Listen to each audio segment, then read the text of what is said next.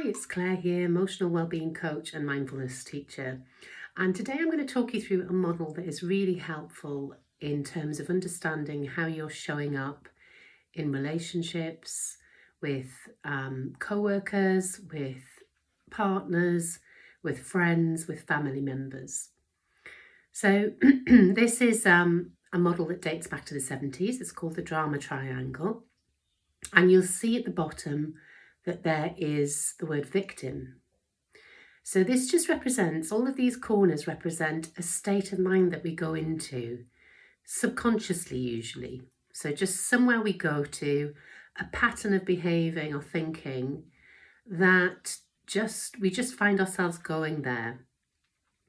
So if we start at the bottom with the victim is when it speaks for itself in many ways, but we don't take responsibility for our challenges or problems. We over-rely on other people to help us and to fix whatever's going on for us. And we kind of deny stepping into our own power. And it might be that we're triggered into victim in certain situations where we just go there, or it could be that we know somebody who spends quite a lot of time there. And it's got quite a childlike energy about it, being in victim mode, because we're looking for sympathy sometimes, we're feeling sorry for ourselves, we're kind of putting ourselves in that child place often. Okay, so then at the top left here, we've got rescuer. So the rescuer position is when we go the extra mile to take responsibility for fixing somebody else's problems, challenges, issues.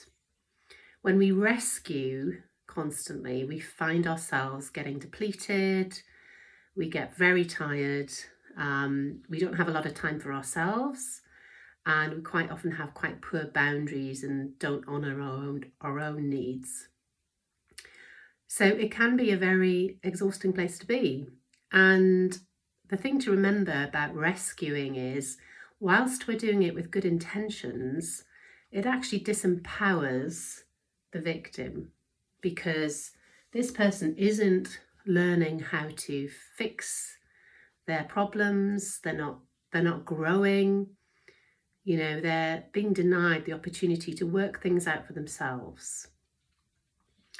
And then over here, we've got the persecutor. So when we're in persecutor mode, we punish often. So if somebody's being a victim as we perceive it, we will punish that person. We will withdraw our affection, our attention. We might ignore them. We'll get angry. We'll tell them exactly what they need to do. Listen up, this is what you need to do. And it's a kind of intimidating position. So I'm wondering if you are recognizing any of these positions. Sometimes we can go around the drama triangle in one day or in one argument. If you think of an argument you've had recently, did you go around the triangle? Was there somewhere that you kind of hovered? And we often have a starting gate, somewhere that we find ourselves going to quite a lot. It's a natural place for us to go to. So awareness is half the battle, because this is a model that represents our kind of our shadow, part of our psyche that is kind of not conscious. And when we have the self-awareness around this, then we can start to show up in different ways. And obviously that's very helpful, because we can break the drama. We can break that conflict pattern where we get locked into a kind of stalemate position often.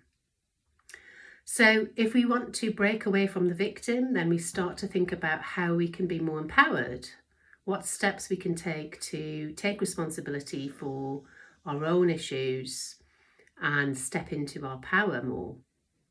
When we want to break away from the rescuer, we want to support, we want to really support, but from a distance, with some boundaries, honouring our own needs. So rather than fixing, we support.